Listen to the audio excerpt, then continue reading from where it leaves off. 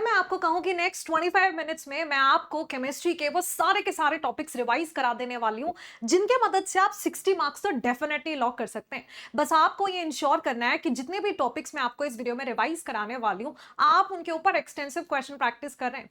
At the same time आप मुझे एक बारी कमेंट सेक्शन में भी बता सकते हो इफ यू वांट कि यार आकांक्षा मैम ये जितने भी इंपॉर्टेंट टॉपिक्स जो कि इस वीडियो में मैं कवर करने वाली हूं जैसे कि फजान्स rule, dipole moment, SN1 SN2 reaction, integrated rate law का एक्सप्रेशन और भी बहुत कुछ, अगर आप चाहते हैं तो मैं इसी चैनल पर एक डेडिकेटेड लाइव सेशन कंडक्ट कर लूंगी जहां पर यार हम ये सारे के सारे टॉपिक्स के ऊपर एक्सटेंसिव क्वेश्चन प्रैक्टिस कर लेंगे एंड इस तरह से आप ये इंश्योर कर पाएंगे कि यार जो प्रीवियस ईयर का ट्रेंड एनालिसिस है उसके बेसिस पर हमारे सामने जो मोस्ट इंपॉर्टेंट टॉपिक्स निकल कर आते हैं जहां से पिछले कुछ सालों में सबसे ज्यादा क्वेश्चंस पूछे जा रहे हैं, आप ये इंश्योर कर पाएंगे कि वो सारे टॉपिक्स बिल्कुल आपके टिप्स पर हो सच दैट अगर ट्रेंड को फॉलो करते हुए ही रीनीट 2026 का पेपर भी बनाया जाता है तो उसमें आप इन सभी टॉपिक्स को बिल्कुल सही कर आ पाए और अपने लिए मिनिमम 60 मार्क्स लॉक कर पाए। तो यार मेक श्योर कीजिएगा कि आपने वीडियो को दिया है खूब सारा प्यार और जितनी बार हो पाए ना पॉसिबल उतनी बार मल्टीपल टाइम्स इस वीडियो को देखकर भी आप बार बार रिवीजन कर सकते हो। बाकी यार देखो अगर 1000 कमेंट्स से ज्यादा हुए है ना कि यार मैम आप करा दो इन सारे टॉपिक्स के ऊपर एक लाइव सेशन कंडक्ट कर लो, खूब सारे हम क्वेश्चन प्रैक्टिस कर लें, तो मैं डेफिनेटली इसी चैनल के ऊपर आपके लिए क्वेश्चन प्रैक्टिस सेशन कंडक्ट करने वाली हूँ। ठीक है। ऑल्सो यार इसी यूट्यूब चैनल पर हमारा रीनीट क्रैश कोर्स भी चल रहा है जहां पर मैं आपको P&D ब्लॉक यानी कि पूरी की पूरी ब्लॉक केमिस्ट्री हम एक साथ कवर कर ही चुके हैं। एट द सेम टाइम इसी तरह से आप बाकी के यूनिट्स को भी एक बारी फॉलो कर सकते हो इनकेस आपको किसी भी चैप्टर का रिवीजन करना है तो बहुत ही क्विक मैनर में आपका यहाँ पर रिवीजन हो जाएगा। Plus all India mock test जो कि संडे भी रहने वाला है, बिल्कुल फ्री मॉक टेस्ट है, उसमें पार्टिसिपेट करना बिल्कुल मिस मत करना। और आप जो कुछ भी हम इस वीडियो में कवर करने वाले हैं उसके सारे के सारे नोट्स आपको टेलीग्राम चैनल पर मिल जाएंगे। सो गाइस आई एम आकांक्षा कर्णवाल t.me/आकांक्षा कर्णवाल, इस टेलीग्राम चैनल से आप ये नोट्स डाउनलोड कर सकते हैं। ऑलमोस्ट 1 लाख सब्सक्राइबर्स मिलेंगे आपको इस टेलीग्राम चैनल में, तो वही वाला टेलीग्राम चैनल आपको ज्वाइन करना है। Akanksha Karnwal, the spelling is AKANSHAKARNWAL, that is all, है ना। कोई आगे पीछे बायो केमिस्ट्री फिजिक्स कुछ नहीं है, बस आपने उस टेलीग्राम का हिस्सा बन जाना है सच दैट आप किसी भी तरह का फ्री रिसोर्स मिस नहीं कर रहे हैं। सबसे पहले इंपॉर्टेंट टॉपिक की बात करें तो हमारे पास आता है द कैलकुलेशन ऑफ मोल्स, यानी कि जहां पर मोल कॉन्सेप्ट में हम वो 3 डिफरेंट मेथड सीखते हैं जिनके मदद से हम नंबर ऑफ मोल्स की कैलकुलेशन कर सकते हैं। तो सबसे पहले हमारे पास आता है कि यार जितना भी हमारा गिवन वेट है ना, तो नंबर ऑफ मोल्स को हम कैसे कैलकुलेट कर सकते हैं, जितना भी हमारा जो कुछ भी हमारा गिवन वेट है divided by the molar mass, यानी कि जिस भी सब्सटेंस के हम मोल्स कैलकुलेट करने वाले हैं उसका वेट लो और उसको उसके मोलर मास से डिवाइड कर दो, तो यहां से आपके नंबर ऑफ मोल्स आ जाएंगे।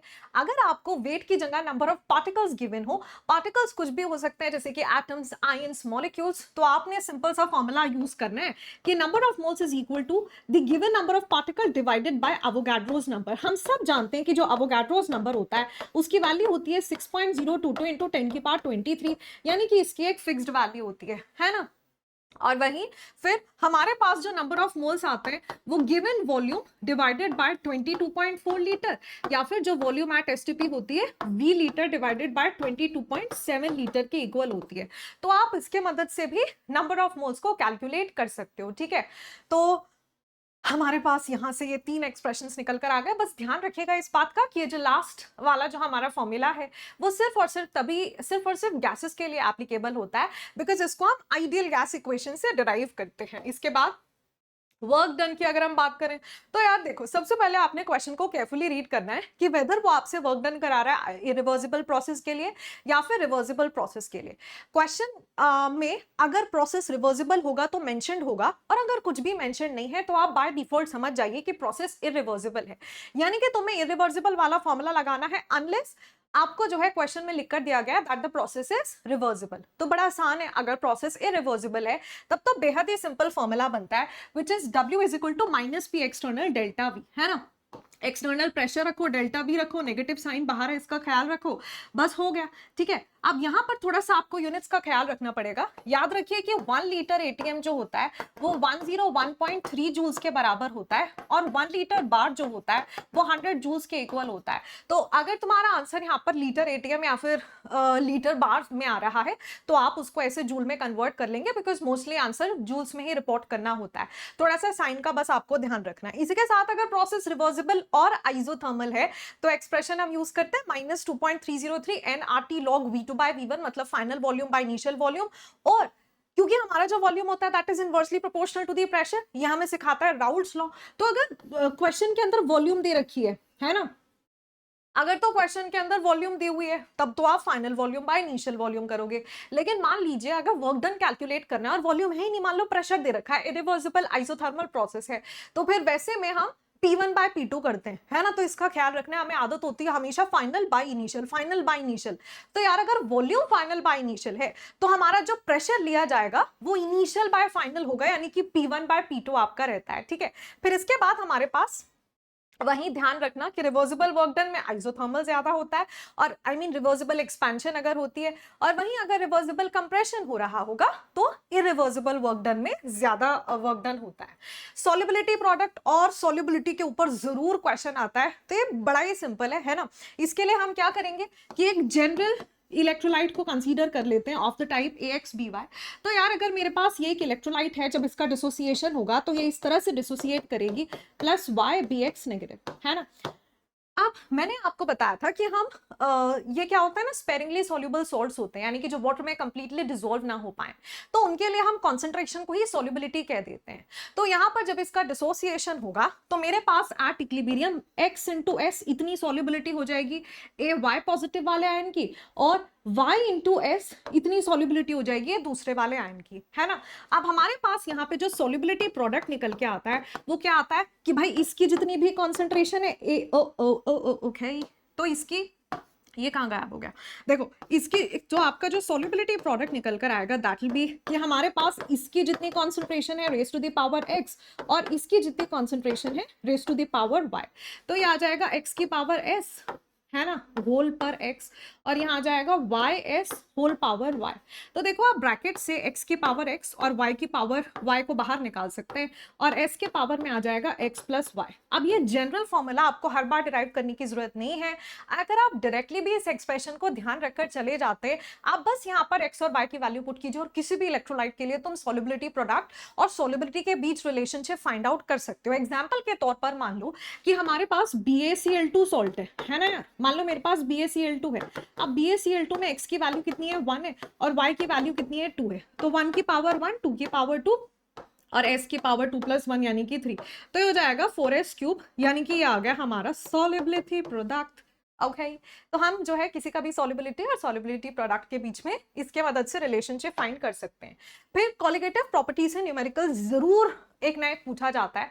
तो हमारे पास कुल मिलाकर 4 कॉलिगेटिव प्रॉपर्टीज होती हैं। सबसे पहला relative lowering of vapour pressure, तो उसके लिए हमारे पास ये वाला फॉर्मूला है ना कि delta P which is the lowering in vapour pressure, यानी कि the vapor pressure of the pure solvent minus the vapor pressure of the solution divided by P naught, है ना। तो हमारे पास क्या आ जाएगा delta P by P naught is equal to XB, जहां पर XB क्या है, this is the mole fraction of the solute. और आप क्या करेंगे, क्योंकि एबनॉर्मल कॉलिगेटिव प्रॉपर्टीज आती है ना, तो सारी की सारी कॉलिगेटिव प्रॉपर्टीज को हम वैन हॉफ फैक्टर से इस तरह से मल्टीप्लाई कर देते हैं। ऑल्सो बच्चों इसकी रिलेशनशिप मोलालिटी के साथ वो भी काफी ज्यादा इंपॉर्टेंट फॉर्मूला है, डेल्टा TB IKBM, यानी कि डेल्टा TB आपका मोलालिटी के जो है डायरेक्टली प्रोपोर्शनल होता है, प्रोपोर्शनैलिटी साइन हटाए तो KB आ जाता है, जहां पर KB हमारा एबलियोस्कोपिक कांस्टेंट या फिर मोलल एलिवेशन कांस्टेंट होता है। और डेल्टा TB क्या है, यहाँ पर हमारे पास एलिवेशन इन बॉइलिंग पॉइंट। तो ध्यान रखना कि डेल्टा TB का मतलब होता है TB माइनस T0B, यानी कि boiling point of the solution minus the boiling point of the pure solvent, है ना। तो क्योंकि एलिवेशन हो रहा है ना बॉइलिंग पॉइंट में, तो सॉल्यूशन का बॉइलिंग पॉइंट ज्यादा हो जाता है, तो यहाँ पे TB माइनस T0B। अब सिमिलरली डेल्टा TF यानी कि depression in freezing point is also directly proportional to molality, proportionality sign हटाएंगे तो आपके पास KF आ जाएगा। और हमारे पास यहाँ पे जो हमारा डेल्टा TF होता है that is T0F minus TF के बराबर। फिर pi is equal to ICRT, ठीक है। ऑस्मोटिक प्रेशर हमारा डायरेक्टली प्रोपोर्शनल होता है किसके, कॉन्सेंट्रेशन को। बच्चों इसमें दूसरी चीज जो वेरी वेरी इंपॉर्टेंट है वो ये कि ध्यान रखना कि हमारा जो वेपर प्रेशर, सॉरी, हमारे पास जो बॉइलिंग पॉइंट होता है हमारे सॉल्यूशन का और जो ऑस्मोटिक प्रेशर होता है वो तो दोनों ही डायरेक्टली प्रोपोर्शनल होते हैं वैन हॉफ फैक्टर की। ये काफी इंपॉर्टेंट है और बहुत क्वेश्चन ऐसे पूछे जाते हैं। वहीं वेपर प्रेशर और फ्रीजिंग पॉइंट ऑफ सॉल्यूशन हमारा इनवर्सली प्रोपोर्शनल होंगे वैन हॉफ फैक्टर के। बाकी वैन हॉफ फैक्टर अगर आपको कैलकुलेट करना है ना, वैन हॉफ फैक्टर वाला टॉपिक भी बहुत इंपॉर्टेंट है, मैंने दोनों को एक ही स्लाइड में कवर कर दिया है। तो वैन हॉफ फैक्टर हमारा अगर मान लीजिए कोई स्ट्रॉन्ग इलेक्ट्रोलाइट है ना, तो वहां पर 100% डिसोसिएशन होगा। तो उसके केस में number of particles after dissociation divided by number of particles before dissociation आसानी से आप निकाल सकते हो। जैसे कि अगर हम बात करें NaCl की, तो NaCl के लिए वैन हॉफ फैक्टर 2/1 आ जाएगा, बिकॉज ये डिसोसिएट कर जाएगा into Na positive plus Cl negative, right. तो जब भी डिसोसिएशन होता है वैन हॉफ फैक्टर हमेशा ही 1 से बड़ा आता है। पर अगर एसोसिएशन होगा, मान लो दो मॉलिक्यूल्स कंबाइन कर रहे हैं, तो particles after association will be less than the particles before association. तो वैन हॉफ फैक्टर एसोसिएशन के केस में हमेशा लेस देन 1 आता है। तो ये PYQ एक बारी पूछा गया है कि van Hoff factor greater than 1 होगा जब जब हमारे पास डिसोसिएशन हो रही है, और जब हमारे पास एसोसिएशन होगा तो van Hoff factor less than 1 आता है। वहीं अगर हम बात करें कि हमारे पास वैन हॉफ फैक्टर डिसोसिएशन जब हो रहा होगा, तो आपको वैन हॉफ फैक्टर का ये वाला एक्सप्रेशन ध्यान रखना है कि हमारा जो वैन हॉफ फैक्टर होता है that is equal to 1 plus, ठीक है, 1 plus 1 minus n-1 alpha, n-1 alpha, ये आप एक्सप्रेशन लगा के चले जाओगे, है ना। तो यहाँ पर अल्फा यानी कि अगर तुम्हारा इलेक्ट्रोलाइट वीक है तो अल्फा की वैल्यू पुट कीजिए और वैन हॉफ फैक्टर कैलकुलेट कर लीजिए। और भाई एसोसिएशन के केस में ये वाला फॉर्मूला यूज होता है। हालांकि ना यही ज्यादा, बहुत ज्यादा करके न्यूमेरिकल्स में हमेशा डिसोसिएशन वाला ही केस होता है, तो यही वाला फॉर्मूला सबसे ज्यादा यूज हो रहा होगा आपका क्वेश्चन सॉल्विंग के टाइम पर। सो this is actually how you calculate the Van 't Hoff factor in case of dissociation for a weak electrolyte। आगे बढ़ते हैं। इसके बाद हमारे पास pH कैलकुलेशन से जरूर एक नया क्वेश्चन आ जाता है। अब हम सबको पता है pH is equal to negative logarithm of H positive ion concentration, और POH अगर आ जाए तो negative log of OH negative ion concentration आ जाएगा। सिंस हम सब जानते हैं कि हमारे पास जो सॉल्युबिलिटी प्रोडक्ट या फिर जो आयनिक प्रोडक्ट ऑफ वाटर होता है, ionic product of water concentration of H positive into concentration of OH negative के इक्वल होता है। तो यहाँ पर हमारे पास pKw is equal to pH plus POH निकल के आ जाएगा। अच्छा, तो यार इतनी सी बात है, दैट्स ऑल, ठीक है। और फिर हमें पता ही है कि हमारे पास एट 25 डिग्री सेल्सियस, है ना, हमारे पास क्या होता है एट 25 डिग्री सेल्सियस हमारे पास बच्चों जो KW होता है दैट इज इक्वल टू 10 की पावर -14, और जो हमारा PKW होता है दैट इज इक्वल टू 14। तो मेरे पास जो pH प्लस POH निकल कर आएगा, pH plus POH is equal to 14। तो बहुत बारे क्वेश्चंस में के अंदर क्या होता है कि हमको जो है pH कैलकुलेट करना है, पर मान लो हमारा POH निकल गया है, तो POH निकल कर आ गया तो आप 14 माइनस POH कर दीजिए, आपके पास वहां से pH निकल कर आ जाएगा, ठीक है। तो अभी हमारे पास ये हो गया। फिर इसके बाद अब अगर मान लीजिए पहला केस बन सकता है, क्वेश्चन इस तरह का हो जहां पर आपको एक स्ट्रॉन्ग एसिड या फिर एक स्ट्रॉन्ग बेस की कॉन्सेंट्रेशन दी है और आपको उसका pH फाइंड आउट करना है। तो अगर तो आपका एसिड स्ट्रॉन्ग है और बेस स्ट्रॉन्ग है और उसकी कॉन्सेंट्रेशन 10 की पावर -6 से ज्यादा है, तो आप यहाँ पर वाटर से आने वाले H पॉजिटिव या OH नेगेटिव आयन का कंट्रीब्यूशन कंसीडर नहीं करेंगे। लेकिन अगर जो एसिड या बेस आपको दिया है उसकी कॉन्सेंट्रेशन 10 की पावर -6 से कम है, जैसे 10 की पावर -7, 10 की पावर -8 वगैरह, तो फिर वाटर से आने वाले H पॉजिटिव आयन की कॉन्सेंट्रेशन को भी कंसीडर किया जाएगा। हम सब जानते हैं कि एट 25 डिग्री सेल्सियस होता क्या है कि जो हमारा वाटर है उसका ऑटो प्रोटोलिसिस होता है ना। 25 डिग्री सेल्सियस पर अगर आप प्योर वाटर लेंगे तो वाटर अपना सेल्फ आयनाइजेशन दिखाता है, पॉजिटिव OH नेगेटिव आयन बनते हैं, और इसकी भी कॉन्सेंट्रेशन 10 की पावर -7 और यहाँ पर 10 की पावर -7 मोलर आता है। तो ये वाला H पॉजिटिव या ये वाले OH नेगेटिव आयन की कॉन्सेंट्रेशन हम सिर्फ और सिर्फ तभी कंसीडर करते हैं जब हमारी जो कॉन्सेंट्रेशन है वो 10 की पावर -6 से कम दी गई है। फिर दूसरा केस बन सकता है कि आपको combination of strong acid strong base या फिर स्ट्रॉन्ग बेस दिया है ना। बहुत ज्यादा दिमाग लगाने की जगह आप सीधा ये फॉर्मूला यूज कर लेंगे, दैट इज जो भी आपको दो सोल्यूशन का मिक्सचर दिया है ना, फर्स्ट वाले की मोलारिटी इंटू फर्स्ट वाले की वॉल्यूम मल्टीप्लाइड बाय उसका इन फैक्टर प्लस सेकंड वाले की मोलारिटी इंटू सेकंड वाले की वॉल्यूम इंटू उसका n factor divided by the total volume, है ना। अब यहां से ना तुम्हारे पास H पॉजिटिव या फिर OH नेगेटिव आयन की कॉन्सेंट्रेशन आएगी। तो देखो, अगर तो दो स्ट्रॉन्ग एसिड दी हुई तो H पॉजिटिव आयन की कॉन्सेंट्रेशन आ जाएगी, दो स्ट्रॉन्ग बेस मिले तो यहाँ से OH नेगेटिव आयन की कॉन्सेंट्रेशन आ जाएगी, और अगर एक स्ट्रॉन्ग एसिड एक स्ट्रॉन्ग बेस हुआ तो उसकी कॉन्सेंट्रेशन आएगी जो ज्यादा होगा, है ना, जो ज्यादा कॉन्सेंट्रेशन या वॉल्यूम में प्रेजेंट होगा। तो अगर एसिड ज्यादा हुई तो H पॉजिटिव आयन की कॉन्सेंट्रेशन आ जाएगी, और अगर बेस ज्यादा हुआ तो OH नेगेटिव आयन की कॉन्सेंट्रेशन आ जाएगी। आप इस फॉर्मूला में देख सकते हैं कि यहाँ ना मैंने ऐसे लिखा है बीच में प्लस माइनस, तो प्लस कब यूज करना है साइन और माइनस कब, तो देखो जब दोनों सेम टाइप के हैं, जैसे कि स्ट्रॉन्ग एसिड या स्ट्रॉन्ग बेस, तो जब दोनों सेम टाइप के हैं तो फिर हम प्लस यूज करेंगे, और अगर दोनों अलग अलग नेचर के हो जाए, जैसे एक एसिड एक बेस, है ना, तो फिर हमारे पास यहाँ पे नेगेटिव साइन आ जाता है। इसके बाद हमारे पास लेट अस से अगर हमारे पास कोई वीक मोनो बेसिक एसिड है ना, जैसे कि एसिटिक एसिड, तो उसके केस में हम पीएच फाइंड आउट कर सकते हैं हाफ पीके माइनस लॉग सी, ये सीधा सीधा फॉर्मूला लगाओ और आपने यहाँ पर पीएच कैलकुलेट कर लेना है। वही अगर बेस वीक है ना, जैसे कि अमोनियम हाइड्रोक्साइड, तो उसके लिए हम ये वाला फॉर्मूला यूज कर लेंगे, पीके की जगह बस पीके भी आ जाएगा, इतना सा फर्क रहने वाला है, ठीक है। फिर हमारे पास नेक्स्ट क्या होता है कि अगर हम कोऑर्डिनेशन कंपाउंड्स चैप्टर के और चलें तो आपको मालूम है कि वहां से अगर कोई सबसे ज्यादा इंपॉर्टेंट टॉपिक है तो वो है कि कैसे हम एक मॉलिक्यूल की या फिर एक कॉम्प्लेक्स की हाइब्रिडाइजेशन, उसका मैग्नेटिक बिहेवियर, लो स्पिन बनेगा हाई स्पिन बनेगा, या फिर उसके अंदर वीक फील्ड लिगेंड है या स्ट्रॉन्ग फील्ड लिगेंड, है ना, यही सबसे रिलेटेड सबसे ज्यादा क्वेश्चंस पूछे जाते हैं। तो बेसिकली अगर आपको एक कोऑर्डिनेशन कॉम्प्लेक्स गिवन है तो आप कैसे उसकी ज्योमेट्री डिटरमाइन कर सकते हैं, तो उसके लिए हमारे पास क्या आता है बच्चों कि देखो, सबसे पहले जो भी आपको कॉम्प्लेक्स गिवन है उसमें आपको क्या देखना है कि जो हमारा सेंट्रल मेटल एटम है उसकी ऑक्सीडेशन स्टेट क्या है। तो एग्जाम्पल के तौर पर आप लेकर चलो, मान लो मेरे पास NiCl4 2 नेगेटिव है, या फिर मान लो मेरे पास NiCO होल 4 है, ठीक है। तो यहाँ पर इसकी ऑक्सीडेशन स्टेट में सबसे पहले चेक करूंगी, मेरे को पता है carbonyl is a neutral ligand, तो इसकी ऑक्सीडेशन स्टेट यहाँ पे 0 ही आने वाली है ना। तो हम सबसे पहले देखते हैं कि हमारा जो सेंट्रल मेटल एटम है यार वो 3D सीरीज का है या फिर 4D 5D का है। अगर वो 3D सीरीज का हो, अगर वो 4D 5D का हुआ तब तो उसके अंदर पक्का क्या हो जाएगी, पेयरिंग, है ना, तो हम पेयरिंग ऑफ इलेक्ट्रॉन्स करवा देते हैं।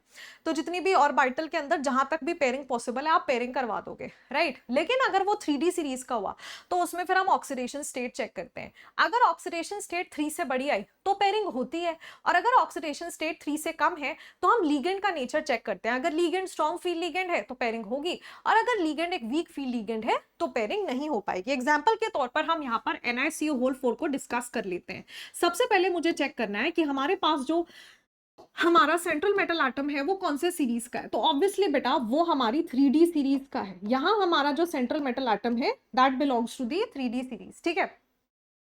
तो अगर वो 3D सीरीज का है, ठीक है, तो हम क्या करेंगे भाई, हम ये देखेंगे उसकी ऑक्सीडेशन स्टेट क्या है, ये तो 0 है, तो इसकी जो ऑक्सीडेशन स्टेट है वो 0 है।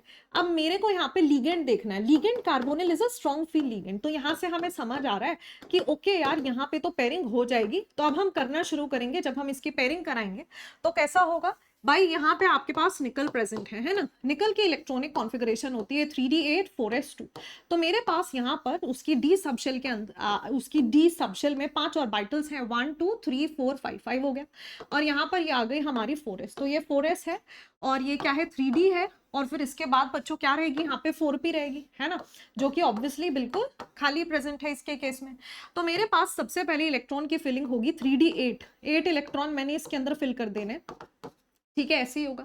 तो अभी क्या है 4s में 2 इलेक्ट्रॉन है। अब देखो उधर क्या लिखा हुआ है कि यार इस केस में ना पेयरिंग हो जाती है, तो पेयरिंग होने की वजह से क्या होगा, 4s में से एक इलेक्ट्रॉन इसके पास, 4s में से एक इलेक्ट्रॉन इसके पास आ जाएगा। अभी जब भी ऐसा होने वाला है ना, तो यार जब ऐसा होगा हमारे पास, तो यहाँ पर क्या देखने के लिए मिलेगा बताओ कि 1 2 3 4 5 6 7 8 9 10, और यहाँ पे हमारे पास हो गया 4s, ठीक है भाई, ये तो खाली हो गई है हमारी जो 4s है, राइट। और ये लो, तो अभी हमारे पास यहाँ पर हमें क्या करना है, पेयरिंग तो हमारी हो चुकी है, 4s एक 4s और 3 4p हमारी खाली बाकी है।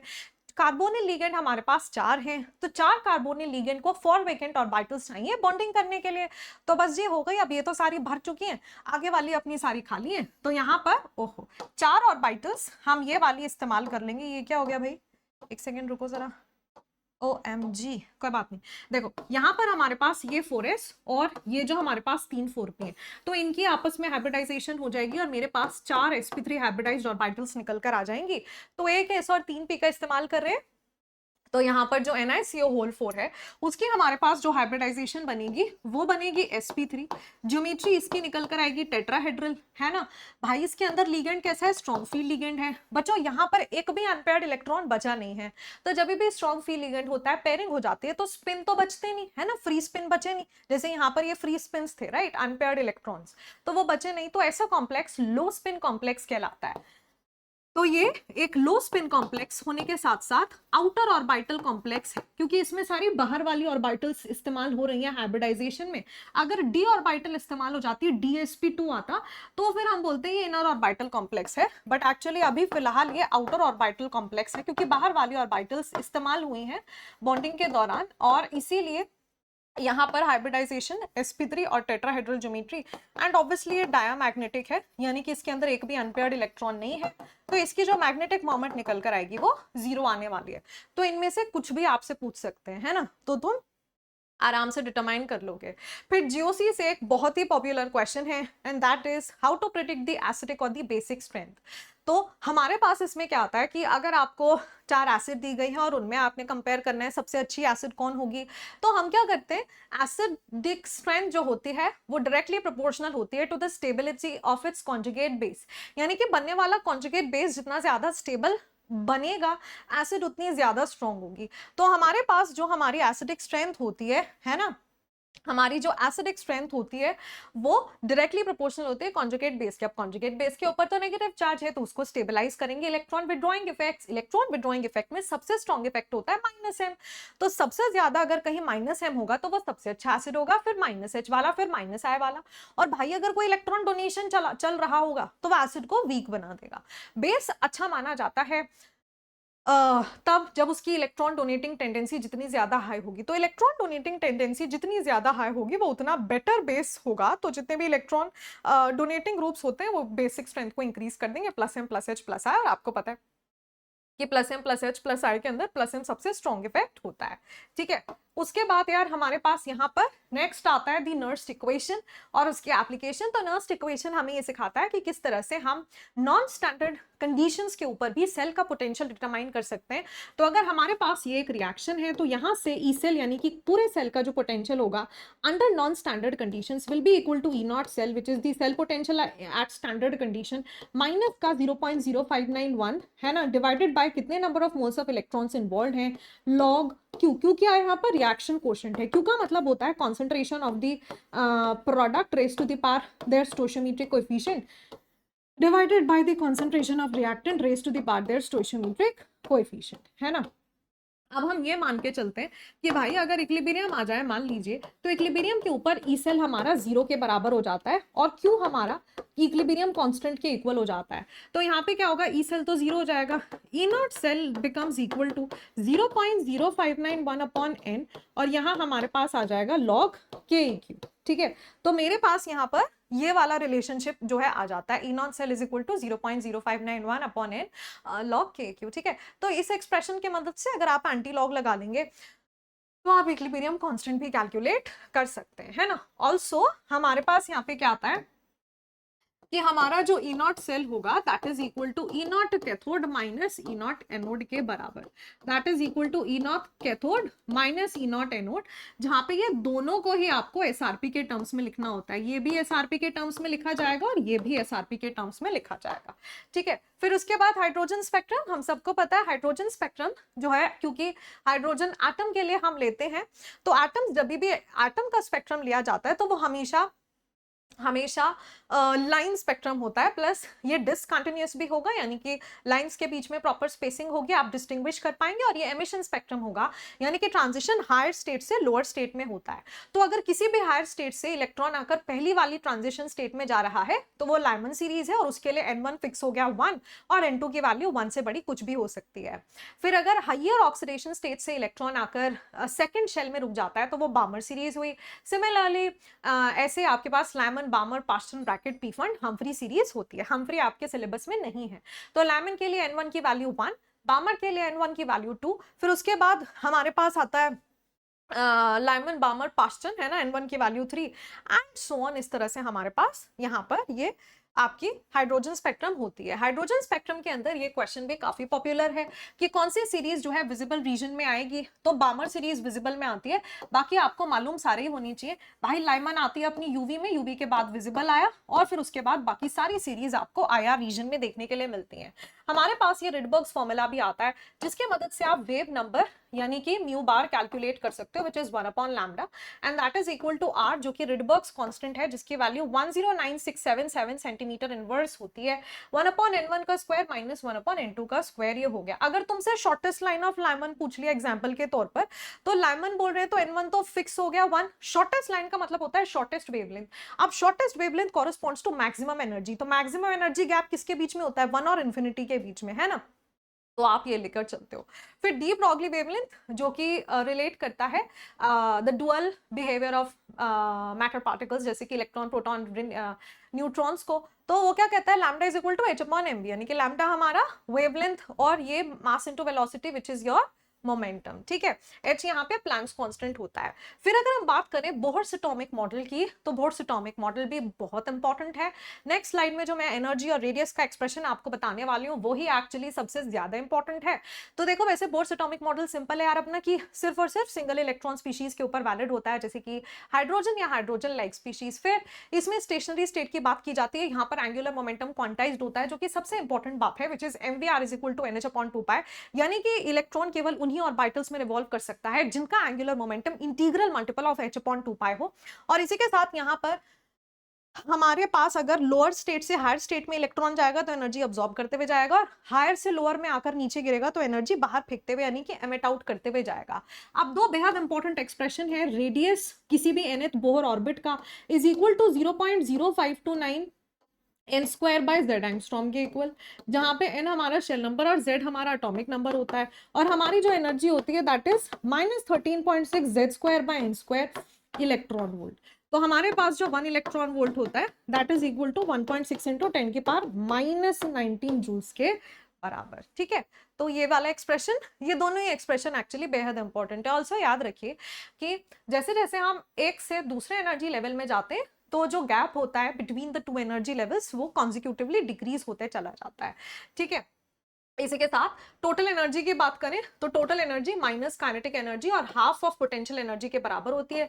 This is something that we have already covered.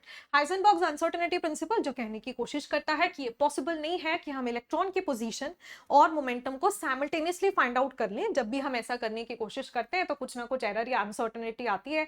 Delta x represent करता है the uncertainty in the position और डेल्टा पी रिप्रेजेंट करता है अनसर्टेनिटी इन मोमेंटम, क्योंकि मोमेंटम मास इनटू वेलोसिटी होता है और मास में तो कोई अनसर्टेनिटी हो नहीं सकती। मास ऑफ इलेक्ट्रॉन तो फिक्स ही होता है, तो मास को डेल्टा से बाहर लिख सकते हैं और इसको m डेल्टा v लिख सकते हैं। तो हमारे पास delta x dot m delta v, delta x dot m delta v is greater than equal to h upon 4 pi हो जाएगा।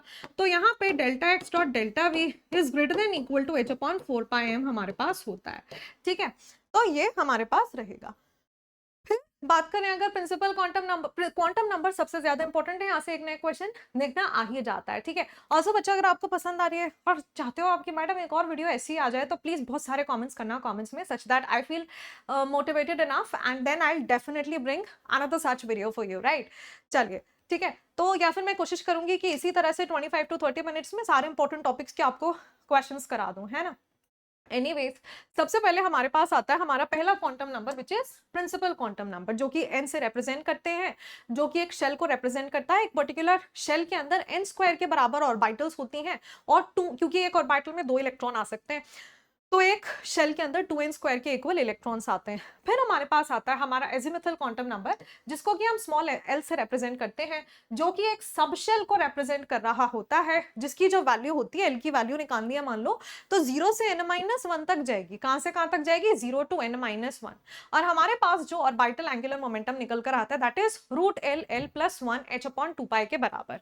इसी के साथ हमारे पास यहाँ पर मतलब ध्यान रखना, एल की वैल्यू अगर 0 आई तो एस सब शेल हुई, एल की वैल्यू 1 है तो पी सब शेल है, एल की वैल्यू 2 है तो डी सब शेल है, एल की वैल्यू अगर 3 आ रही है तो बात किसकी हो रही है? एफ सब शेल की हो रही है। ठीक है, फिर हमारे पास यहाँ पे आता है मैग्नेटिक क्वांटम नंबर, जिसको कि हम रिप्रेजेंट करते हैं by the symbol small m। तो मैग्नेटिक क्वांटम नंबर को हम magnetic quantum number basically represent करता है एक पर्टिकुलर ऑर्बिटल को।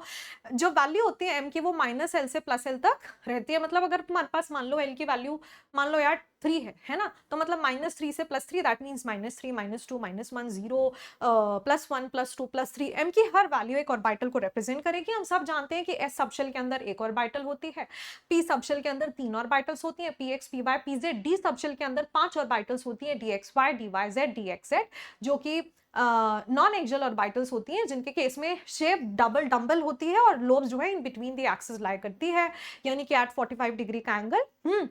और dx² y² dz² दो एक्सियल ऑर्बिटल्स, जिनके केस में lobes lie exactly on the axis, और dz² एक एक्सेप्शन होता है जिसकी शेप डोनट शेप होती है।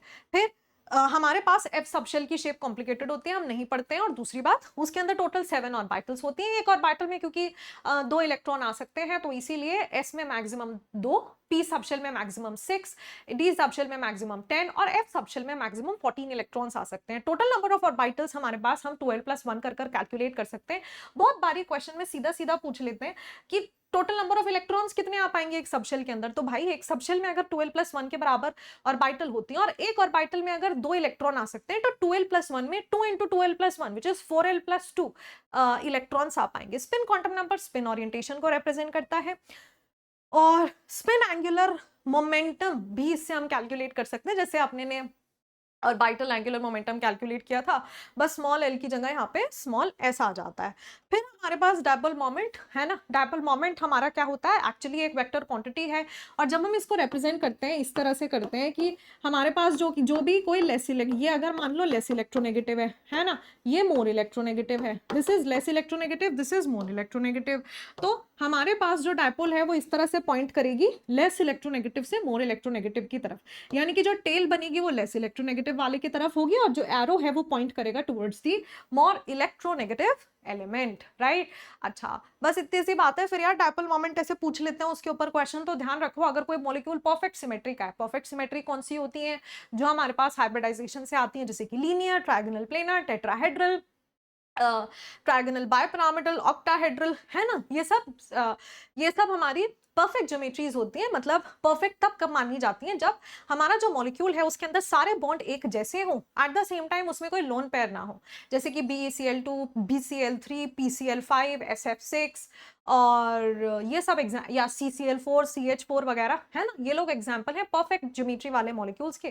तो इनमें नेट रिजल्टेंट डायपोल मोमेंट 0 के इक्वल होता है, तो ये लोग नॉन पोलर होते हैं। लेकिन वहीं अगर एक मॉलिक्यूल के अंदर लोन पेयर प्रेजेंट है तो उसकी नेट डायपोल मोमेंट जरूरी नहीं है कि 0 हो। जैसे कि हम बात करें यहाँ पर किसकी? SO2 मॉलिक्यूल की। तो SO2 में क्या होता है बच्चों? यहाँ पे एक लोन पेयर रहता है और ये रहा, तो since oxygen is more electronegative तो नीचे की तरफ ये डायपोल बनेगी। अब इन दोनों, ये क्योंकि डायपोल मोमेंट एक वेक्टर क्वांटिटी होती है, तो इन दोनों का एक रिजल्टेंट डायपोल बनेगा नीचे की ओर।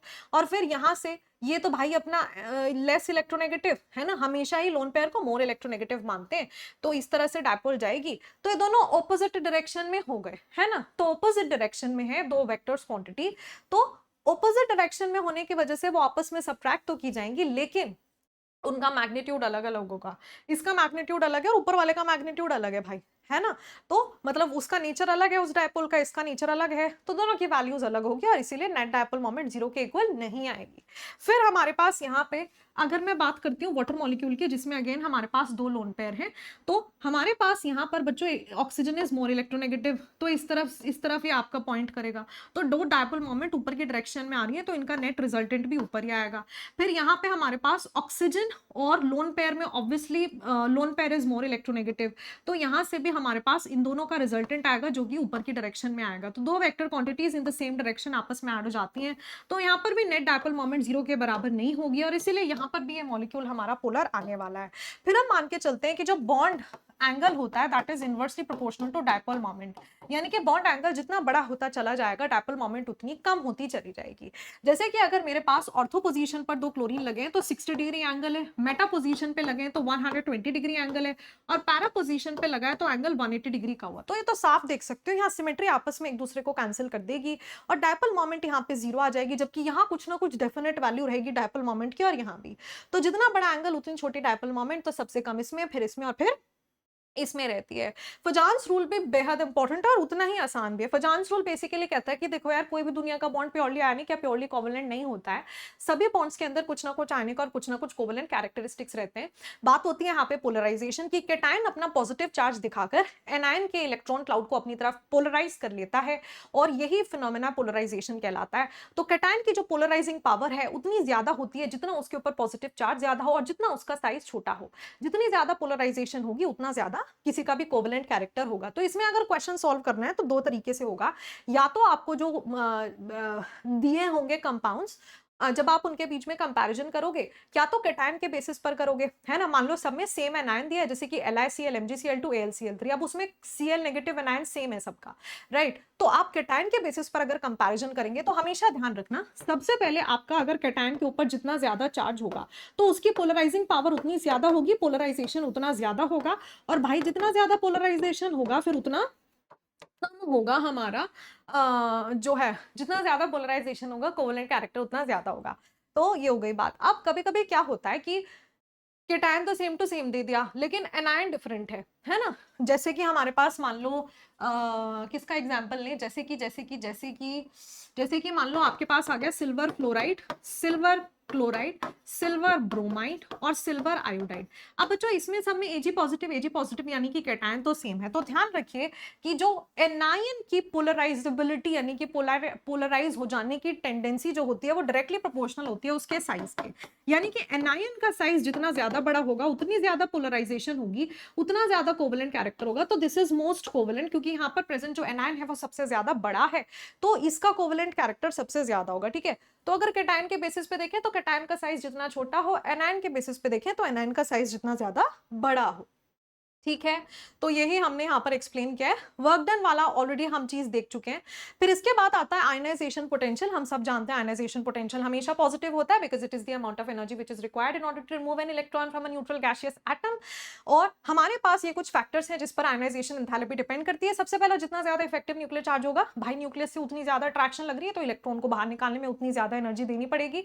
साइज अगर बड़ा हो जाता है तो size is inversely proportional to ionization enthalpy. Size अगर बड़ा हो गया है ना तो न्यूक्लियस से दूर जा चुका है, अट्रैक्शन कम हो चुका है, कम अट्रैक्शन में कम एनर्जी देकर इलेक्ट्रॉन को बाहर निकाला जा सकता है। जितना ज्यादा पॉजिटिव चार्ज उतना ज्यादा इफेक्टिव न्यूक्लियर चार्ज उतनी ज्यादा आयनाइजेशन एंथैल्पी, जितना ज्यादा नेगेटिव चार्ज उतना ज्यादा रिपल्शन ज्यादा तो साइज बड़ा तो आयनाइजेशन एंथैल्पी कम। और स्टेबल इलेक्ट्रॉनिक कॉन्फ़िगरेशन अगर किसी की होती है हाफ फिल्ड फुल्ली फिल्ड, तो भाई वो अपनी इलेक्ट्रॉनिक कॉन्फ़िगरेशन को डिस्टर्ब नहीं करना चाहते, अपना इलेक्ट्रॉन नहीं निकलवाना चाहते, तो उनके केस में एनर्जी बहुत ज्यादा होती है। और फिर आखिर में हमारे पास आता है पेनिट्रेशन इफेक्ट। लेकिन पेनिट्रेशन इफेक्ट सिर्फ कहता है कि एस का पेनिट्रेशन ज्यादा होता है पी से, पी का डी से ज्यादा, और सो ऑन। तो जिसका पेनिट्रेशन इफेक्ट ज्यादा होगा उसकी आयनाइजेशन एंथैल्पी ज्यादा होगी। लेकिन पेनिट्रेशन इफेक्ट को हमेशा नहीं देखा जाता, सिर्फ वहां पर इसको इंट्रोड्यूस करेंगे, वहां पर ये डोमिनेट करता है जहां पर दो ऐसे एलिमेंट्स हैं जिनकी एन वैल्यू सेम है लेकिन एल वैल्यू डिफरेंट है। मतलब जैसे बेरिलियम और बोरॉन, बेरिलियम का आखिरी इलेक्ट्रॉन 2s2 से निकलेगा और बोरॉन का आखिरी इलेक्ट्रॉन 2p1 से निकलेगा। तो दोनों की एन वैल्यू यानी कि शेल नंबर तो 2 है, पर क्योंकि इसका इलेक्ट्रॉन एस सब शेल में है तो एल वैल्यू 0, और इसका इलेक्ट्रॉन पी सब शेल में है तो एल वैल्यू क्या हो जाएगी, 1 हो जाएगी। तो यार यही होगा हमारे पास, है ना। तो हमारे पास यहाँ पे जिसका एस का पेनिट्रेशन इफेक्ट ज्यादा होता है तो इसके लिए एनर्जी ज्यादा लगेगी। तो अगर हम कंपैरिजन करते हैं हमारे सेकंड पीरियड एलिमेंट्स के बीच में, है ना, तो अगर हम कंपैरिजन करें हमारे सेकंड पीरियड एलिमेंट्स के बीच में, जैसे कि हमारे पास हो गया लिथियम ठीक है, फिर आ गया बेरिलियम, फिर है बोरॉन, फिर है कार्बन, फिर है नाइट्रोजन, फिर है ऑक्सीजन, फिर है फ्लोरीन, फिर है नियॉन। तो यहाँ पे हमारे पास क्या होता है कि ये हो गया 1s2 2s1 2s2। आखिरी इलेक्ट्रॉन देख लेंगे कि आप आखिरी इलेक्ट्रॉन का रिमूवल एग्जैक्टली हम कहाँ से कर रहे हैं। ये है 2p3, ये है 2p4, ये है 2p5 और ये है फुल्ली फिल्ड यानी कि 2p6। अब देखो यार, यहाँ पर इसको ध्यान रखना कि जैसे जैसे हम लेफ्ट टू राइट प्रोसीड कर रहे होंगे, है ना, जैसे जैसे कि हम लेफ्ट से राइट की तरफ प्रोसीड करते हैं तो ऑब्वियसली हमारे पास यहाँ पे क्या होगा कि इफेक्टिव न्यूक्लियर चार्ज बढ़ेगा और उसके कारण हमारी जो आयनाइजेशन एंथैल्पी है वो भी क्या करती है, इंक्रीज करती है। So due to the increase in the effective nuclear charge हमारी आयनाइजेशन एंथैल्पी यहाँ से यहाँ बढ़ेगी। तो लेफ्ट टू राइट जाते हैं, इफेक्टिव न्यूक्लियर चार्ज बढ़ता है तो आयनाइजेशन एंथैल्पी बढ़ी, इसके ज्यादा है। लेकिन इन दिनों के बीच में लगने लगता है हमारा पेनिट्रेशन इफेक्ट। वैसे तो बोरॉन की ज्यादा होनी चाहिए थी नॉर्मली सोचें, पर भाई यहाँ पेनिट्रेशन इफेक्ट डोमिनेट कर जाएगा क्योंकि एन वैल्यू 2 और इधर भी एन वैल्यू 2, लेकिन एल वैल्यू यहाँ 1 और एल वैल्यू यहाँ पे सॉरी यहाँ तो 0 ही है एस की वजह से और यहाँ 1 है। तो ऐसे में इसकी ज्यादा हो जाएगी। फिर नॉर्मल ट्रेंड चल रहा है, लेकिन नाइट्रोजन और ऑक्सीजन में वापस से, क्योंकि नाइट्रोजन की हाफ फिल्ड इलेक्ट्रॉनिक कॉन्फ़िगरेशन है जो कि एक्स्ट्रा स्टेबल होती है, हाफ फिल्ड कॉन्फ़िगरेशन होने के कारण नाइट्रोजन की ऑक्सीजन से ज्यादा हो जाती है। एंड उसके बाद नियॉन तो भाई अपना नोबल गैस है, तो noble gas extremely inert configuration रखता है, तो इसलिए नोबल गैसेस की हमेशा ही सबसे ज्यादा होती है। यानी कि मैं ऑल इन ऑल पूरा का पूरा ट्रेंड अगर लिखूं तो लिथियम के बाद बोरॉन के बाद बेरिलियम के बाद कार्बन के बाद ऑक्सीजन के बाद नाइट्रोजन, उसके बाद फ्लोरीन और उसके बाद नियॉन होता है। तो एक्सेप्शन यहाँ 2 जगह आया है, हाफ फिल्ड इलेक्ट्रॉनिक कॉन्फ़िगरेशन की वजह से और यहाँ पेनिट्रेशन इफेक्ट की वजह से। ठीक है, उसके बाद हमारे जो ग्रुप 13th वाले एलिमेंट्स होते हैं boron, gallium, aluminium, indium, thallium, उनके बीच में भी हम यहाँ पर W के मदद से ट्रेंड को याद रख लेते हैं।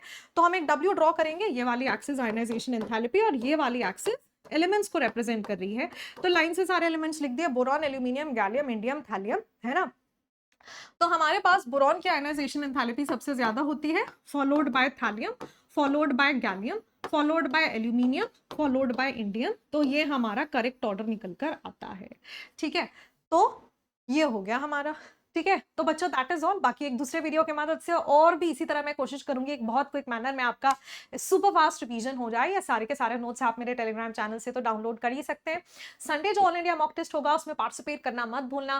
एंड यस, मैं वापस से आपको याद दिला दूं कि अगर आज के इस वीडियो पर 1000 कमेंट्स हो जाते हैं तो मैं डेफिनेटली इसी यूट्यूब चैनल पर ऐसे और भी वीडियोस आपको दे दूंगी बिफोर योर एग्जाम। प्लस हम ये सभी के सभी इंपॉर्टेंट टॉपिक्स के ऊपर मिनिमम हर टॉपिक के ऊपर 3-3 क्वेश्चंस जो है अलग अलग तरह से सॉल्व कर लेंगे लाइव यूट्यूब पर, है ना। तो बता देना यार in the comments. That is all everyone, thank you so much and I will see you all the next time.